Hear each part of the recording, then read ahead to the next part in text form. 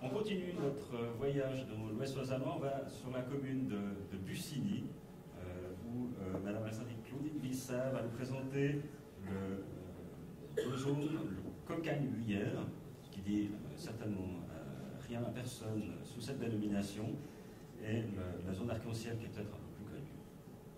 En effet, merci. Bonsoir mesdames et messieurs. Donc je vais continuer dans les projets d'urbanisme, d'urbanisation, mais avant de commencer, je voulais rapidement faire le lien encore avec les projets ferroviaires dont mes collègues ont déjà parlé. Vous voyez ici le tout dernier schéma qui sort d'une étude qui n'est pas encore tout à fait terminée, que nous menons sur le grand dossier dont vous avez certainement entendu parler, notamment dans la presse également, de la prolongation du tram depuis la gare de Renan. On vous a expliqué que le tram arriverait à la gare de Renan dans les années 2017-2018. La volonté des autorités politiques de cette région, c'est qu'il continue en direction de Crissier, Bussigny, Villars-Sainte-Croix.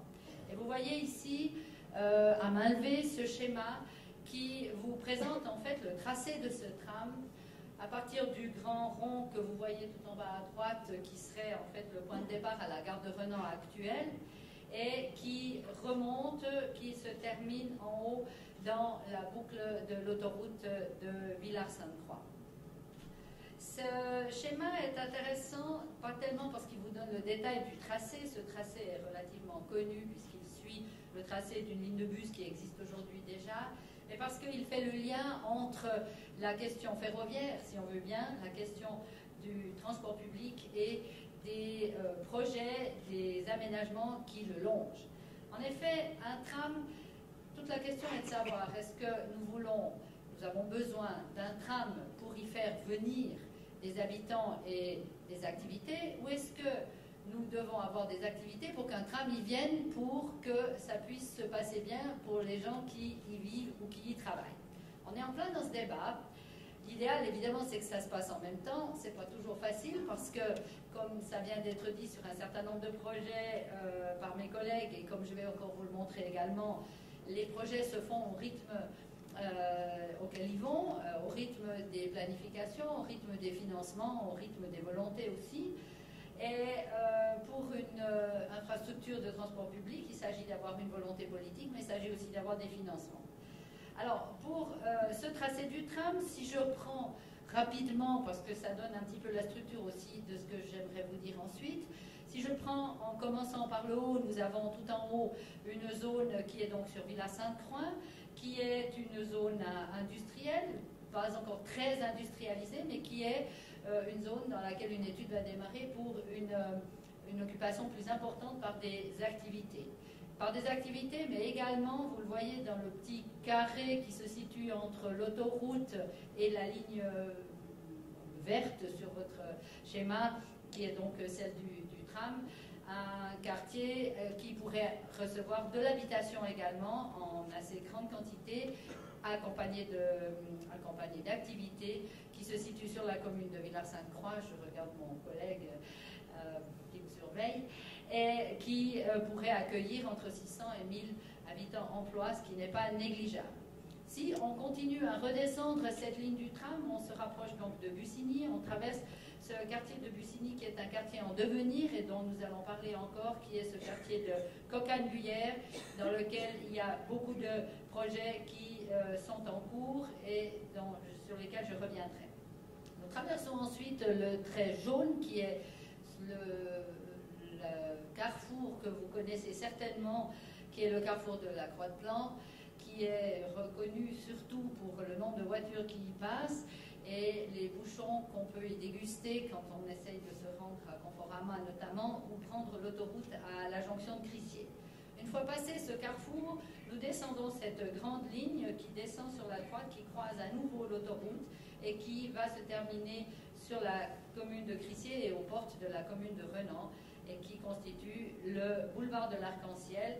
Vous voyez dans les petites images qui sont à gauche, dans ce boulevard de l'Arc-en-Ciel, une tour prévue, possible, imaginée, en tout cas un avant-projet, une étude de faisabilité qui a déjà été faite, qui se situerait en face du Léman Centre COP que vous connaissez, dans la photo tout en bas une vision de ce que pourrait être le boulevard de l'Arc-en-Ciel à futur, et les deux plans tout en haut qui représentent à gauche le quartier Cocagne-Buillère et à droite le quartier du Pont-Bleu. Vous avez ici une vue Google, disons, de cette fameuse jonction de l'autoroute de Crissier que vous reconnaissez facilement. Et le quartier dont nous parlons, donc Cocagne-Buillère, se trouve être ce triangle allongé qui longe d'un côté l'autoroute et de l'autre côté cette route à forme un petit peu arrondie qui est la route de Buillère. Buillère, donc le nom de la route, et Cocagne, le nom du quartier du nord de Bussigny que nous côtoyons ici. Vous voyez qu'il s'agit là d'une zone actuellement occupée essentiellement par de l'activité, uniquement par de l'activité. Tout en bas, nous avons l'ancien périmètre de la maison Veillon, que vous avez tous connu, et qui est la parcelle sur laquelle il y a la plus grande modification imaginée pour l'avenir. Cette zone complète fait l'objet d'un PDL qui devrait être très prochainement déposé à l'État. La zone intermédiaire de ce quartier qu'on voit bien là est une zone d'activité qui est actuellement occupée par Nestlé, qui en l'état ne souhaite pas avoir un développement et qui restera donc pour un certain nombre d'années encore ainsi. Vous voyez la pointe de ce triangle qui est actuellement une zone non utilisée, herbeuse, et dans laquelle il y a un projet important d'activité également. Tout ceci vous montre bien le dilemme que je vous disais au départ. Pour le moment, il y a beaucoup de projets, il y a un nombre important d'habitants et d'emplois qui vont venir là, et voilà, on attend le tram.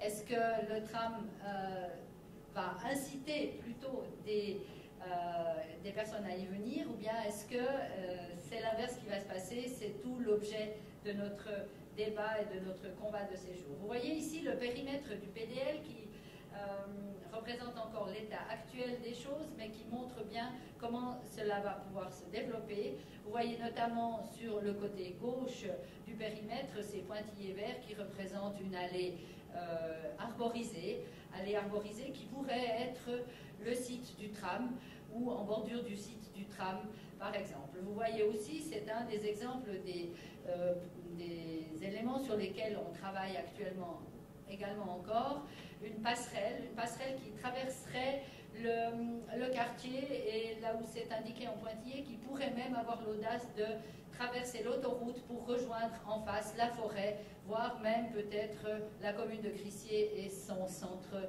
commercial Migros. Ce sont donc des projets sur lesquels on travaille. Vous voyez que là aussi, intégration avec une vision plus globale de la région. Je précise encore que cette zone est un site stratégique pour le canton de Vaud. On imagine bien pourquoi. Il est relié de façon extrêmement importante au réseau routier et à futur aussi au réseau des transports publics.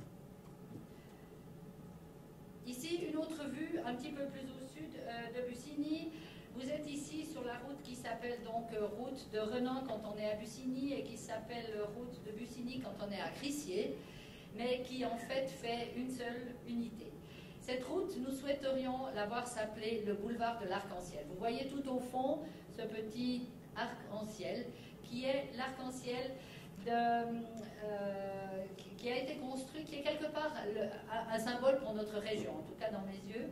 C'est un peu un symbole de notre région parce que, d'une part, c'est un modèle d'architecture des années 60-70 qui a été construit par un architecte reconnu, qui avait au départ un but plutôt utilitaire, qui était, il faut le dire quand même, de protéger ce qu'il y avait dessous de la ligne haute tension qui passe par-dessus, mais qui s'est révélé être un joyau architectural qui se trouve maintenant sur un endroit que nous aimerions voir devenir un endroit, un véritable lien, un véritable boulevard de vie pour cette partie de l'Ouest lausannois, mais qui restera malgré une urbanisation tout autour et qui fera donc quelque part le lien, comme le disait ma collègue en début d'exposé, entre le passé et nos racines, et ce que les gens qui étaient avant nous l'ont fait, et le futur, et ce que nous souhaiterions faire. Ici, le plan directeur localisé du boulevard de l'Arc-en-Ciel, ou de l'Arc-en-Ciel plutôt. Ce plan directeur localisé a été déposé, voté par les conseils communaux. Il est donc tout à fait valide et il n'attend que la réalisation de PPA sur son périmètre. Vous voyez ce que je venais de vous expliquer, donc la longue ligne bleue qui traverse ce périmètre, qui est donc le boulevard de l'Arc-en-Ciel, avec la ligne rouge qui est le tram au milieu. Et vous voyez aussi comment ce PDL est structuré avec une coulée verte en forme de V en son centre, si on veut bien. Cette coulée verte représente à peu près la limite entre les deux frontières de Crissier et de Bussigny. Et c'est une des caractéristiques de ce PDL qu'il est à cheval sur deux communes et qu'il s'agit là, encore une fois, de travailler de concert pour faire évoluer cette zone. Vous voyez aussi des étoiles sur ce PDL. Ces étoiles symbolisent ce qu'on appelle des bâtiments emblématiques, qu'on pourrait appeler aussi des tours ou des bâtiments hauts, mais pas nécessairement. C'est des bâtiments d'une certaine importance, mais qui devront aussi structurer l'urbanisation de cette zone, qui devront lui donner aussi des caractéristiques paysagères. L'ambition est de faire de ce boulevard de l'Arc-en-Ciel, je l'ai dit, transformer cette rue qui est actuellement une rue de liaison entre deux anciens villages, si on veut bien, de faire de ce lieu une vitrine de l'Arc-en-Ciel, de faire un lieu où les gens vont vivre, vont bouger, vont venir.